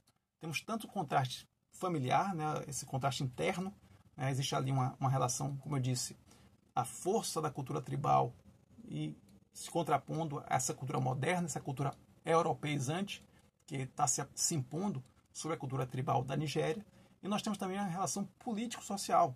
A família da Cambile é uma família muito rica e se contrapõe, né, com outras figuras que estão rodeando ali aquela família, figuras muito pobres, né? Vilarejos, colegas da Cambile e outras figuras que circulam, né, que têm contato com a Cambile, são muito pobres. Então esse contraste social também é muito forte, também é muito mostrado no livro aqui. E esses contrastes todos que já existem nessa primeira parte da história, né, onde a gente é apresentado a Cambile nesse contexto mais estável, quando vem o golpe militar e esse contexto quebra, ela é levada, então ela vai para esse outro local, que é viver um pouco com a tia Infoma e seus 3 filhos, né, o Obiora, o Shima e a Amaka, né, esses primos da Cambile vão viver com a Cambile e com o Jaja durante um período, e esse período é justamente um momento de efervescência, um momento de grandes transformações e de grandes mudanças, principalmente para a Cambile, né, que é o nosso fio condutor, mas também para o Jaja. Então eles são colocados em um outro contexto, em um outro ambiente, e esse outro ambiente é um ambiente fértil para as dúvidas e para as rebeldias que já estavam ali começando a amadurecer dentro deles, em relação àquela realidade que eles viviam antes. Então, essa é um pouco da história, não vou novamente entrar em spoilers, mas essa é um pouco da história que nós temos aqui nesse brilhante livro, que é Hibisco Roxo, da Chimamanda Ngozi Adichie. Nossa terceira melhor leitura feita aí em 2024. Então, como eu disse, um contexto riquíssimo, né, que mostra esses contrastes sociais, esses contrastes políticos, esses contrastes pessoais. E temos uma outra figura também que eu não comentei dentro dos personagens, mas super importante, o padre Amade, né? Esse padre, que é um padre tão diferente daqueles que a Cambile conhecia, né, anteriormente. Então esse padre também vai ter sobre ela, né, aquela menina que está se formando, né, mulher que está saindo da adolescência, vai haver também um interesse, né, vai ter um elemento que vai ainda tornar mais amplo, né, vai tornar mais ampla ainda as descobertas que a Cambile vai fazer nesta nova realidade, em que ela é colocada lá com a tia Infoma em Nusuka, né, parece um distrito, uma outra cidade ali da Nigéria, quando ela sai da cidade em que ela veio com seus pais. Então, só alguns elementos que reforçam, né, o poder desse livro, além dessa situação toda, desse contexto rico em torno, né, então você pode ter uma história muito bem contada, dentro de um contexto muito limitado ali, muito concentrado. Um exemplo claro disso, belíssimo romance, é A Paixão Segundo GH, da Clarice Lispector, que está dentro ali, né? Que você vive todo o romance dentro daquela bolha, daquele apartamento, e mais ainda do quartinho de empregada. Então é mais fechado ainda, mas dentro daquela bolha, aquilo explode em 1000 universos diferentes. Mas aqui, você tem uma história que, por si só, ela já tem uma força muito grande, ela já caminha, né, com seus próprios pés, mas quando você consegue pegar essa história, que já é muito boa, e colocar um contexto muito rico em torno dela, obviamente, isso coloca o romance numa outra condição de qualidade. E é isso que acontece aqui. Além dessa história muito forte dentro da família da Cambile, você tem um contexto social e político muito presente na história também. Então isso dá uma outra coloração à história e torna a história ainda melhor. Então, além disso, você tem um elemento muito especial nesse livro aqui, que eu diria que é o elemento sinestésico. O que é que eu estou chamando desse elemento sinestésico? É o elemento das sensações. As sensações são muito vivas aqui, a sensação não só da história, mas dos elementos, dos detalhes que estão sendo contados naquela história. A Chimamanda ela consegue descrever aqueles detalhes de maneira tão rica que você sente de fato aquilo. O que eu estou falando? O que é esse aquilo que eu estou falando? Elementos sensoriais. Então se fala muito de comida nesse livro. O tempo inteiro se está falando de pratos típicos da Nigéria.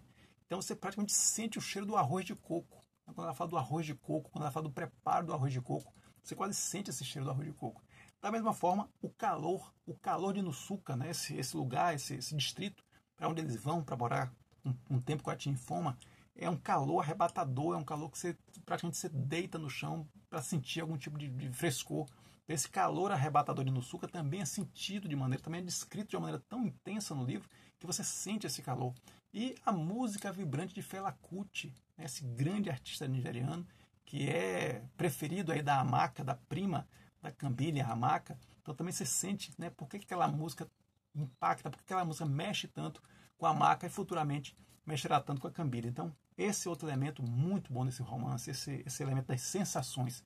As sensações são muito bem construídas e lhe levam, de fato, né, fazem com que o seu mergulho nessa história será ainda mais impactante, será ainda mais multissensorial, porque ele não está apenas na intelectualidade do texto, não está apenas na interpretação do texto, mas quase que na sensação do texto. Você sente, de fato, aqueles elementos do texto. E outro elemento muito interessante é justamente essa ideia. Não é um romance de formação, né? Mas você tem ali você acompanha esse processo de amadurecimento da Cambile. Então isso eu acho que é um elemento também interessante, que eu estou chamando aqui de gradiente de empatia. Né? Você começa conhecendo a Cambile, né? Conhecendo essa condição de subserviência da Cambile dentro daquela família, essa subserviência muito impactante, colocada assim de maneira muito, muito vigorosa, principalmente pelo pai, Eldine. Então você passa desse primeiro conhecimento a ter uma preocupação com ela, né? Uma preocupação pelas suas descobertas, pela construção da sua própria identidade, e até que você chega à condição de torcer por ela no seu processo de libertação. Então achei interessante também esse gradiente de empatia, né? Que você sai de um personagem que você tem um primeiro contato até aquele personagem que você está totalmente imbuído, você está totalmente com ele, né? Ao lado dele, ao longo da história, e torcendo por ele. Então acho que isso é um outro elemento muito interessante desse texto. Então, como eu disse, é um texto que engaja, que arrebata, que nos enche de esperança.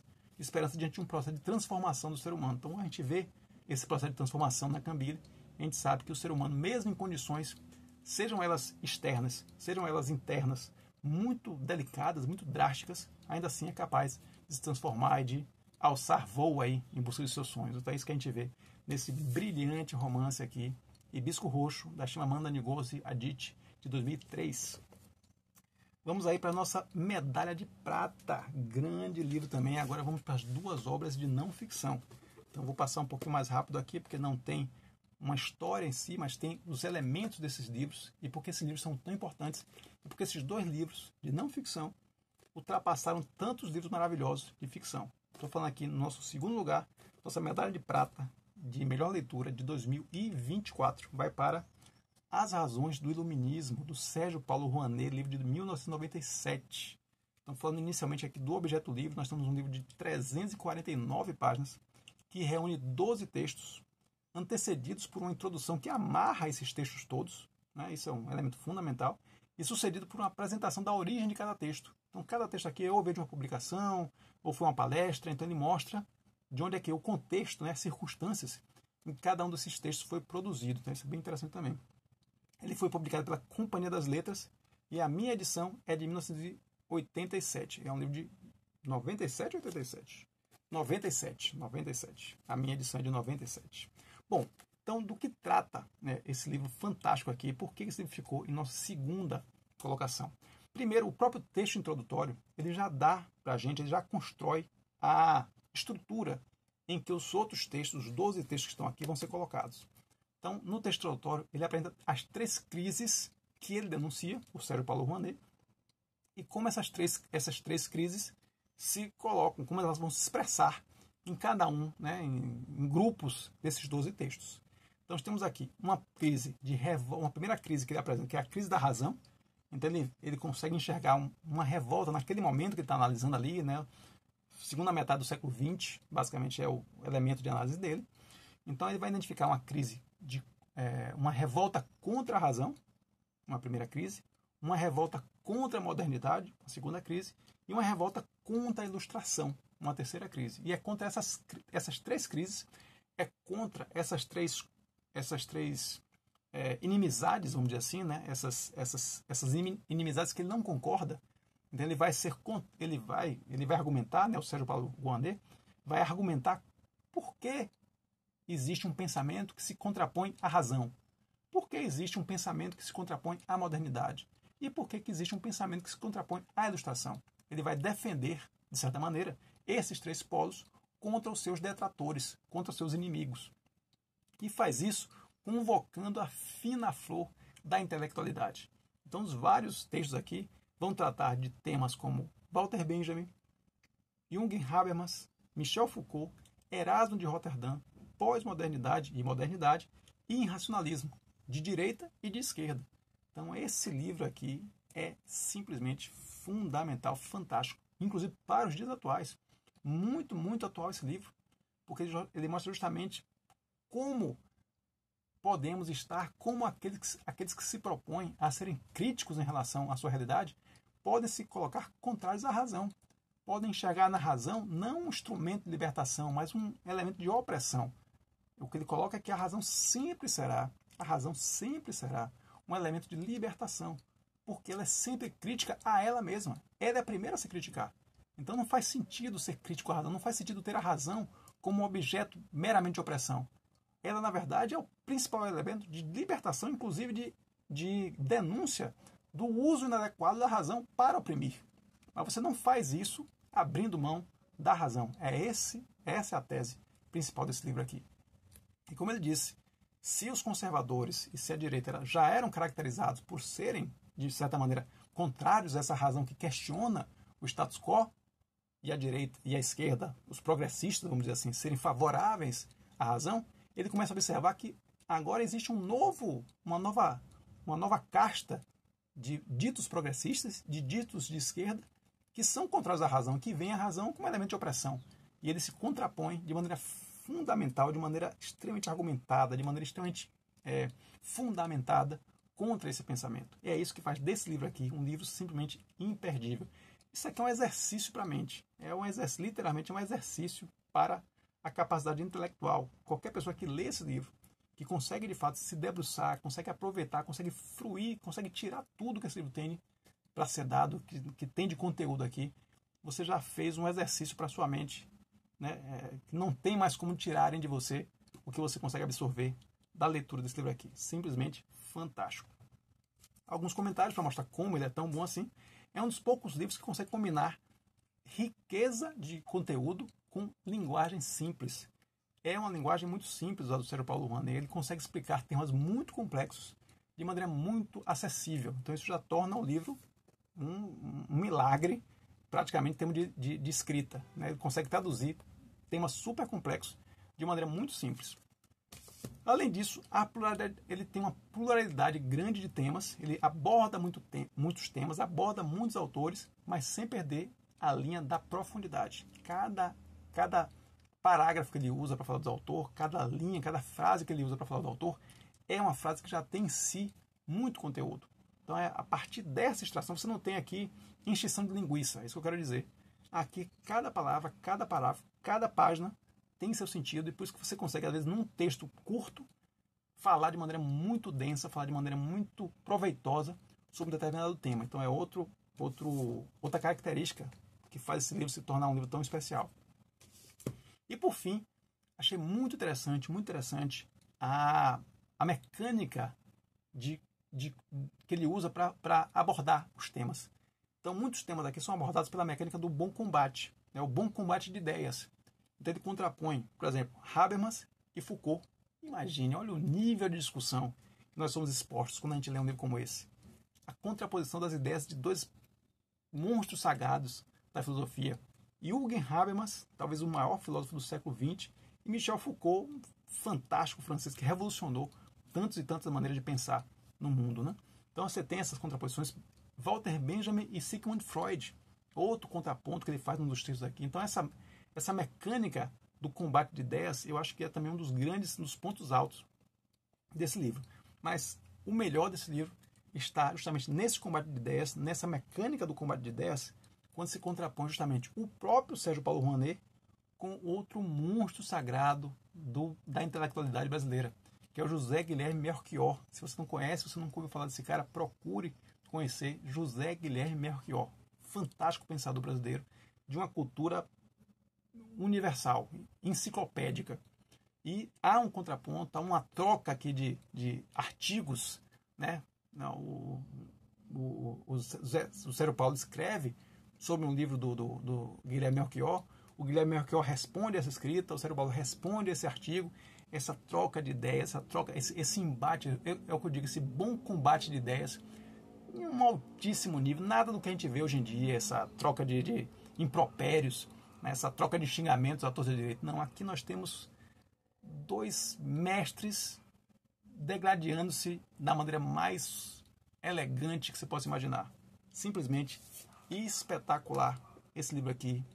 Não me arrependo um segundo dessa leitura, e certamente é um dos meus livros mais riscados, mais comentados, mais rabiscados, porque essa leitura aqui foi uma leitura totalmente engajada. Muito boa leitura. Então fica aqui nossa segunda melhor leitura de 2024, Raiz do Iluminismo, do Sérgio Paulo Rouanet. E o que poderia ser melhor que tudo isso? O que poderia ser aquele livro, o melhor livro, a melhor leitura entre as 32 leituras que fiz em 2024? Que livro alcançaria então essa medalha de ouro diante de tantos livros maravilhosos que nós já passamos aqui? Bom, senhores e senhoras, só poderia ser de fato um livraço em todos os sentidos. Estou falando aqui da nossa melhor leitura de 2024, A Evolução de Deus, do Robert Wright, livro de 2009. Calhamaço aqui de 698 páginas, lido ao longo de alguns meses, mas que leitura, que leitura, que leitura. Simplesmente espetacular. Espetacular por vários motivos, eu vou falar alguns deles aqui para a gente poder finalizar nosso vídeo, que nós já estamos aí com 1h30. Então vamos começar resumindo o objeto do livro. Temos aqui um livro, como eu disse, de 698 páginas, divididos em 20 capítulos, reunidos em 5 partes, além de uma breve introdução, um epílogo, um apêndice e algumas notas e biografia. Então, um livro bastante rico também em termos de textos de apoio. Ele é publicado pela Record, e a tradução é do Flávio Denberg. Ele teve uma revisão técnica do Marcelo Timóteo da Costa. E a minha edição é de 2012, sendo que a publicação original dele é de 2009. Então aqui, gente, o fino, né? O fino da bossa, aqui temos o que há de melhor, né? Primeiro, temos um objeto super desafiador, super ambicioso, como é, inclusive, prática já do Robert Wright. Eu já tenho um outro livro do Robert Wright aqui, que é o Não Zero, que ele fala da lógica do destino humano. Então, um autor que se coloca para discutir a lógica do destino humano, certamente não teria como se colocar diante de desafios menores do que como esse aqui, que é investigar o conceito de Deus. Na verdade, esse não é um livro religioso, né? Esse é um livro que tem uma abordagem eminentemente materialista e pragmática, analisando textos, documentos, inscrições, pesquisas sobre a construção da ideia de divindade. Então, por isso que ele vai construindo isso ao longo desses temas todos, desses capítulos todos, né?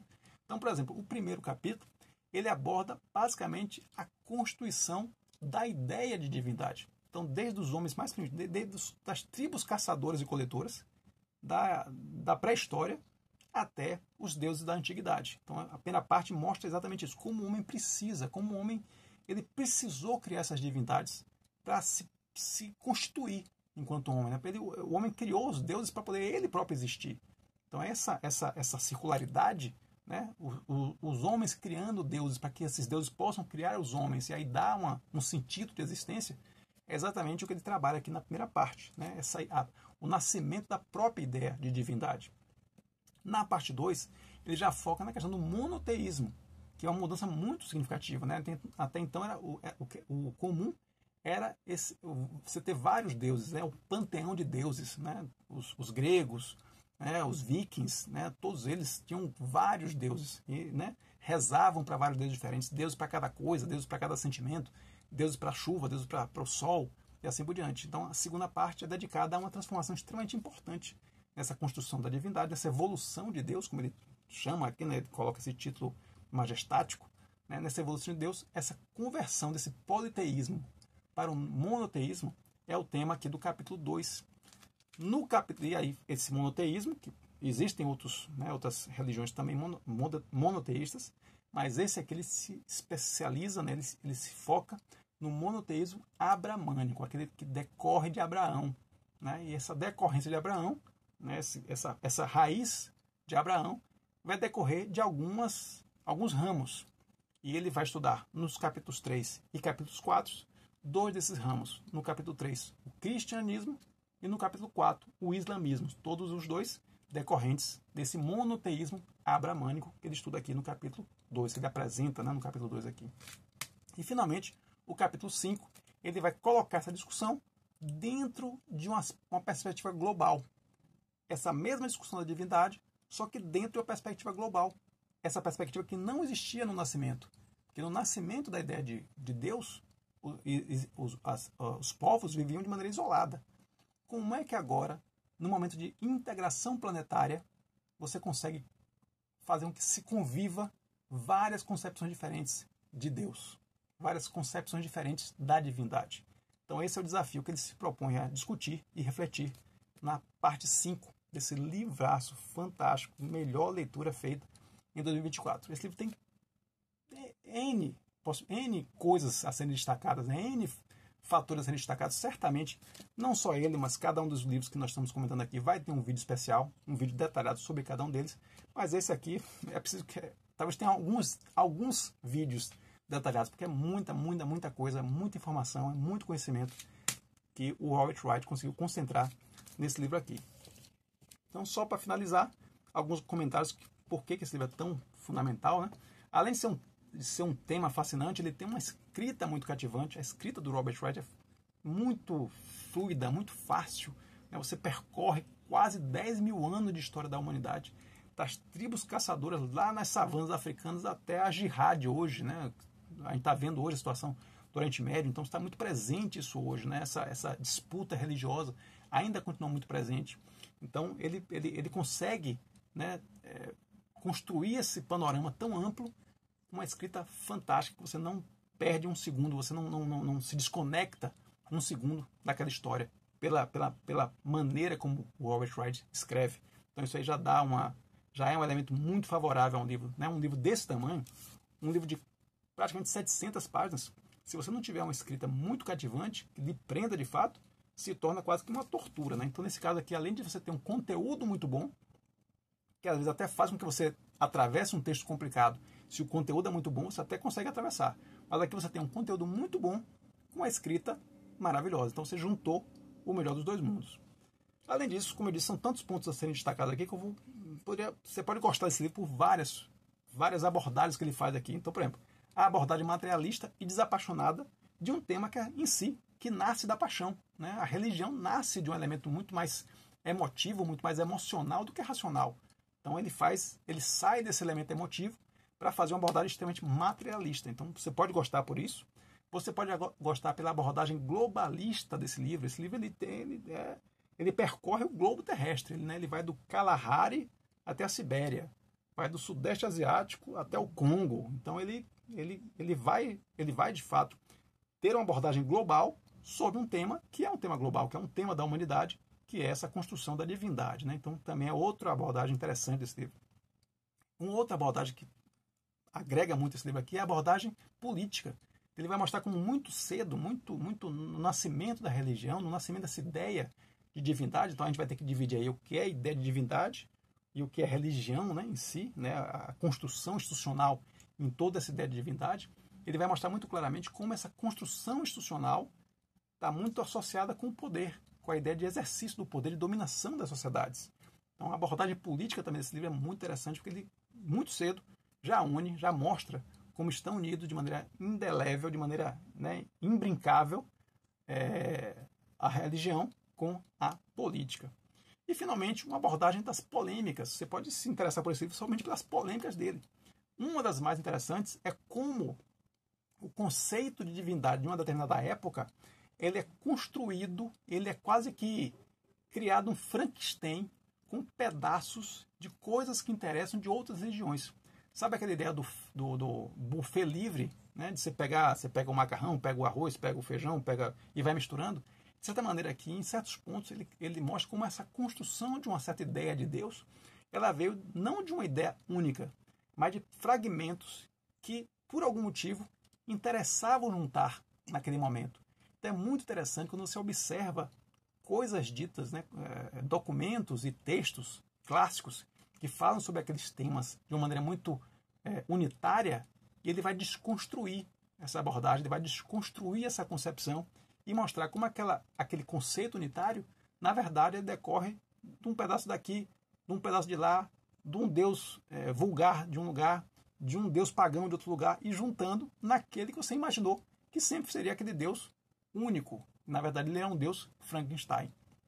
Então são várias abordagens, são vários temas, são vários elementos que lhe impressionam e que lhe fazem se dedicar por algum tempo à leitura desse brilhante calhamaço aqui, mas não tinha como ser outro. Mesmo diante de tantas excelentes leituras que fizemos em 2024, não tinha como ser outra a melhor leitura do ano. A Evolução de Deus, do Robert Wright, 2009. Então, gente, é isso. Já temos aí mais de 1h40 de vídeo. Vamos concluir, fechando aqui nossa lista de 10 melhores leituras, além das menções honrosas que fizemos aqui. Evidentemente, cada um desses livros vai ter um vídeo especial.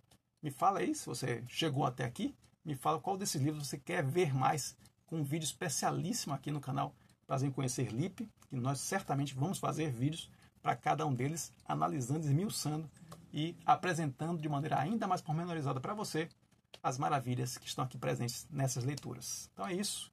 Espero que vocês tenham gostado. Se gostarem, já deixa o like aqui no nosso vídeo e se inscreva aqui no canal, no Prazer em Conhecer Lippe, porque temos certamente um acervo aqui que você vai poder investigar, procurar um vídeo que vai te apaixonar aqui no nosso acervo, e teremos ainda muito mais a ser produzido ainda nesse ano de 2025. Então, além da inscrição aqui no nosso canal do Prazer em Conhecer Lippe, acompanha também, segue, se inscreve lá no Instagram, no @Prazer em Conhecer Lippe no Instagram, e a gente continua batendo esse papo sobre livros lá também, inclusive com nossos vídeos matinais de segunda, quarta e sexta, para você já começar seu dia com o poder da leitura à sua disposição. Então é isso, gente. Obrigadíssimo pelo seu tempo. Mais um vídeo que passou um pouquinho aqui da nossa previsão de 30 minutos, mas eu diria assim que valeu a pena, porque apresentamos para vocês 10 livros fantásticos. Não perca tempo. procure um desses livros e leia, que é satisfação garantida. É isso, gente. Obrigado pelo seu tempo. E lembre-se, a busca nos une. Um abraço.